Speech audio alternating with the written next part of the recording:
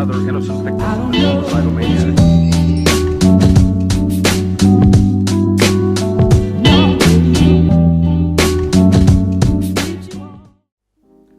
Bonjour à tous et bienvenue pour cet épisode numéro 60 du journal de bord. Aujourd'hui, vendredi, commencer la journée avec 2 heures de français. On a continué le cours sur le banquet de Platon.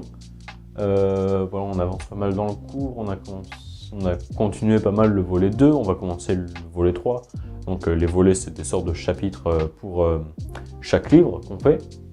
Ensuite, 10 à 12, physique. 2 heures sur la propagation des ondes à une dimension. On a continué le chapitre 2. On a vu encore plus d'ondes, encore plus d'équations. Toujours.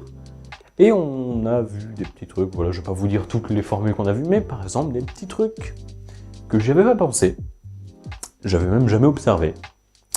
Il faut savoir que, alors on ne l'a pas encore démontré, mais ça se démontre, que supposons, on est devant un étang, devant la mer, une mare, enfin pas la mer parce qu'il y a des vagues, mais un endroit où il y a de l'eau qui est entre guillemets calme, genre voilà, un lac ou une mare. Tu prends un caillou, au hasard, tu le jettes dans l'eau. Forcément, il va y avoir des vagues, qui plus est circulaires. Mais là où on pourrait penser que c'est une onde qui se propage, entre guillemets, qui s'étire, on pourrait se dire que c'est une vague, ou 2 ou 3 vagues qui avancent, que nenni. C'est des paquets d'ondes. On a vu la notion de paquet d'ondes, et en gros, ça veut dire que ce qui avance, c'est une onde.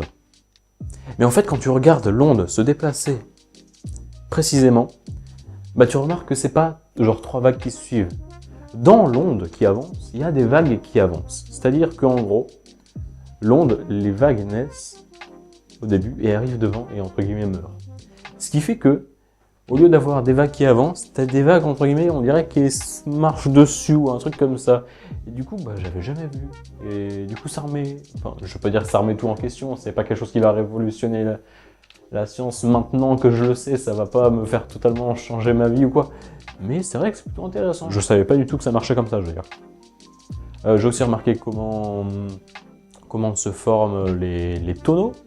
Enfin, le prof l'a pas expliqué exactement comme ça, mais je pense que, je vais pas dire que c'est un théorème, un corollaire de ce qu'a dit mon prof, mais en gros, il nous a expliqué que dans une vague, la vitesse de, entre guillemets, la molécule d'eau, de la petite particule d'eau, c'est en fonction de la hauteur, de l'altitude donc, par rapport à ce qu'il y a jusqu'au sol. Donc, si la vague, ça augmente comme ça, forcément, ce qui est en haut, ça va plus vite. Et si ça va plus vite ce qui est en haut, ça a tendance à rattraper ce qui est en bas. Du coup, théoriquement, la vague, à partir d'un certain moment, tu vois, genre au départ, c'est entre guillemets une sinusoïde, et puis supposons qu'elle avance vers là, ça va devenir de plus en plus comme ça, et vrr, tu vois, genre de plus en plus, ça va, c'était comme ça va s'écraser un peu vers l'avant, jusqu'à, je pense, il l'a pas dit, peut-être que c'est faux, il nous a montré qu'en gros, ça allait jusqu'à un moment où ça montait et puis c'était droit, mais je pense que si ça continue, forcément, le truc qui est tout en haut, il va aller plus vite, et je pense que c'est peut-être comme ça que se forment les tonneaux des vagues. Il y a moyen. Et puis voilà. C'est tout ce que j'avais à dire sur les ondes pour aujourd'hui. L'après-midi, 4 heures de DS, de SI, on avait de tout. On avait de la mécanique en masse. On avait du Laplace, quand même. Des chaînes de transfert. On n'a pas eu d'hyperstatisme, mais on a eu des liaisons équivalentes. On a eu boucle de transfert, pas de diagramme de Bode, mais voilà, chaîne boucle ouverte, boucle fermée, comment on passait de l'une à l'autre. On a eu pas mal de trucs, honnêtement, au DS. Je suis pas allé jusqu'au bout. De toute façon, le prof, il nous dit que théoriquement, 99% des gens ne vont pas au bout, vu que le but, c'est que, au lieu, en fait, de classer les gens par rapport au nombre de questions qui réussissent, les concours, il y a tellement de gens que bah, si tout le monde fait toutes les questions, bah, il va y avoir tellement d'ex-aequo que du coup, si tu mets beaucoup de questions, déjà, il y a un grand tri qui se fait dans... parce qu'entre guillemets, voilà, si tout le monde fait le même nombre de questions, tu te dis bien qu'il y en a, ils ont fini avant d'autres. Du coup, ceux qui ont fini avant et qui en plus sont tout bons, s'ils ont fini avant et eu tout bon au bout d'1 heure, par rapport à d'autres gens qui ont fait la même chose mais au bout de 2 heures, ils ont la même note, ce qui n'est pas normal.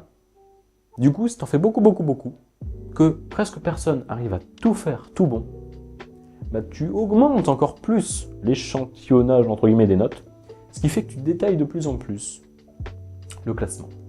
Ce qui fait que un sujet n'est pas fait pour être fini. Et je ne l'ai clairement pas fini, il y avait genre 53 questions, il nous a dit vous faites toutes les questions jusqu'à la 29 avant de passer à la suite, parce que tout ça c'est la mécanique, et il voulait qu'on fasse la mécanique avant tout. Je crois que j'ai tout fait jusqu'à la 23. À la 23-24, c'était à peu près la même chose. J'avais une formule, il manquait une donnée dans le sujet. J'ai dit au prof, il m'a dit ah oui, je regardais. Il m'a dit en fait, t'en as pas besoin. Mais du coup, bah, ma formule était fausse. J'ai essayé de la changer, j'ai pas trouvé de bonne formule qui n'utilisait pas ce terme-là. Du coup, bah, pas de chance. Étant donné que je crois les 4-5 questions, donc jusqu'à la 29, dépendaient de ça, bah tant pis. Et au final, c'est pas comme si je l'avais pas fait et puis après j'avais attendu 5 minutes à la fin et du coup j'avais juste perdu du temps parce qu'au final j'ai quand même réussi à avancer. Je suis avancé jusqu'à la question, du coup j'ai recommencé à la 30, enfin j'ai continué à partir de la 30 et j'ai fait genre jusqu'à la 43, un truc comme ça.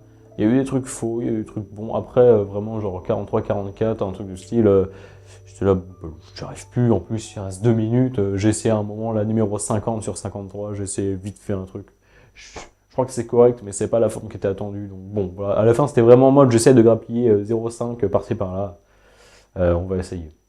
Donc voilà, un DS pas trop facile, pas trop compliqué. Un bon DS, je trouve. Une erreur s'est produite.